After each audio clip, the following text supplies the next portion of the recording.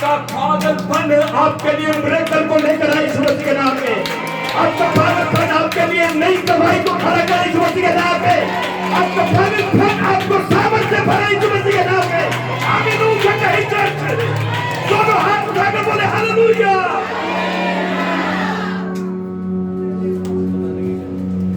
आपको नहीं पता, जब आप ऐसे पागल होकर यीशु के लिए जीते हैं, आप देखें जीवन में एक नए काम होने शुरू हो जाते हैं।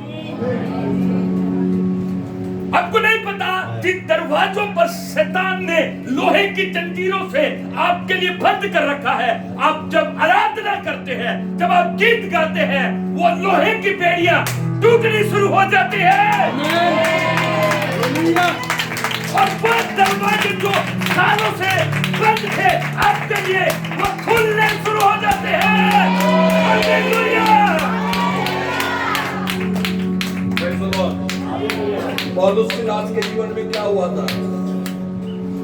जब वो गीत गा रहे थे क्या हुआ था? क्या हुआ था? कितने लोग बाइबल पढ़ते हैं? क्या हुआ? उनकी बेड़ियां और बंद दरवाजे। और पौलुस सिलास कोठरी में ही थे। दरोगा आया, उसने दिया जलाया, उसने देखा कि वो तो भाग गए। दरोगा ने अपनी तलवार से, अपनी खंजर से निकाला और अपने आप को मारना चाहता था, क्योंकि इसका जवाबदेही किसको करना है? दरोगा।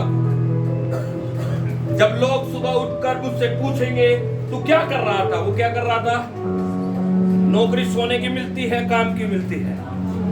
वो किस लिए था वहां पर? सोने के लिए था या जागने के लिए था? वो किस लिए था वहां पर? वो पहरा देने के लिए था, और उसको सोने की अनुमति नहीं थी। अब लोग सुबह से पूछेंगे कैदी कहां गए, तो उस डर से, उस भय से उसने अपने आप को मारने के लिए खंजर निकाला।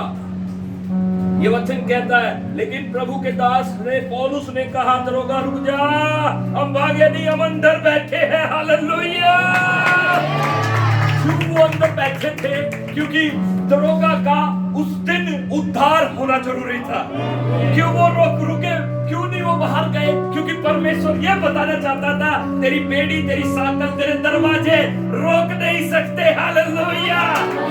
और दरोगा अंदर आया और उनके पैरों में गिर गया और कहने लगा, हे सज्जन पुरुषों, ये मुझे बताओ, मैं उद्धार पाने के लिए क्या करूं? दरोगा से उन्होंने क्या कहा? यदि तू उद्धार पाना चाहता है, तू विश्वास कर कि यीशु प्रभु है। हालेलुया। कई बार, बोलो कई बार, आँख खोलने के लिए चमत्कार दिखाना जरूरी है। अपने बाजू वाले से बोलो, कई बार आँख खोलने के लिए चमत्कार भी दिखाना जरूरी है। भविष्यवाणी भी करनी जरूरी है। हाथ रखकर बीमारों को चंगा करना भी। हाँ, आज प्रभु से मांगे कि ये गिफ्ट मेरे अंदर आए। आमीन। मेरे लोग कहते हैं, प्रभु मुझे भी ये सामर्थ्य दे, आमीन, मुझे भी ये शक्ति दे दे। हालेलुया। 16 में लिखा है, जो विश्वास करे बपतिस्मा ले उसका उद्धार होगा, और विश्वास करने वालों में चिन्ह होंगे। वो बीमारों पर मेरे नाम से हाथ रखेंगे, दुष्ट आत्माओं को निकालेंगे। आपको बता दूं, ये सब चीजें प्रभु के राज्य में ले जाने के लिए टूल है। समझ रहे मेरी बात को? मसीहत चमत्कार नहीं है, मसीहत भविष्यवाणी नहीं है, मसीहत सिर्फ एक वंडर्स काम करने का नहीं है, इसी पर खत्म नहीं होती। मसीहत में ये सब चीज टूल है। क्या है ये टूल? टूल क्या बोलते हैं? इसकी सिर्फ एक जरिया है, एक औजार है, जिसके माध्यम से मैं और आप मसीह में आते हैं। लेकिन फोकस क्या है? फोकस क्या है? यीशु। फोकस भविष्यवाणी नहीं है। मैं भविष्यवाणी के लिए नहीं आ रहा हूं। मैं सिर्फ हीलिंग सारे टाइम हीलिंग के लिए नहीं आ रहा हूं। सारे टाइम भविष्यवाणी इनके पीछे नहीं जाता। फोकस है यीशु और उसकी बातें, उसके वचन, उसकी शिक्षाएं, उसके कहे हुए शब्द, उन चीजों पर आपको अधिक मन लगाना चाहिए। चमत्कार नहीं रहेगा, भविष्यवाणी नहीं रहेगी, सब कुछ चला जाएगा, लेकिन जो उसके वचन पर चलता है वो सर्वदा के लिए जीवित रहेगा।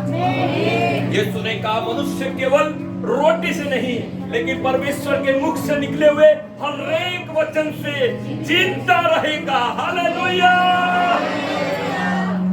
आपका फोकस बाइबल होनी चाहिए चर्च, आपका ध्यान परमेश्वर का वचन होना चाहिए।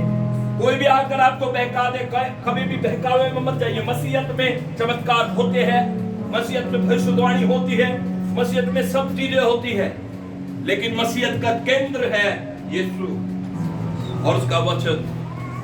कितने लोग मेरी बात को सुन रहे हैं?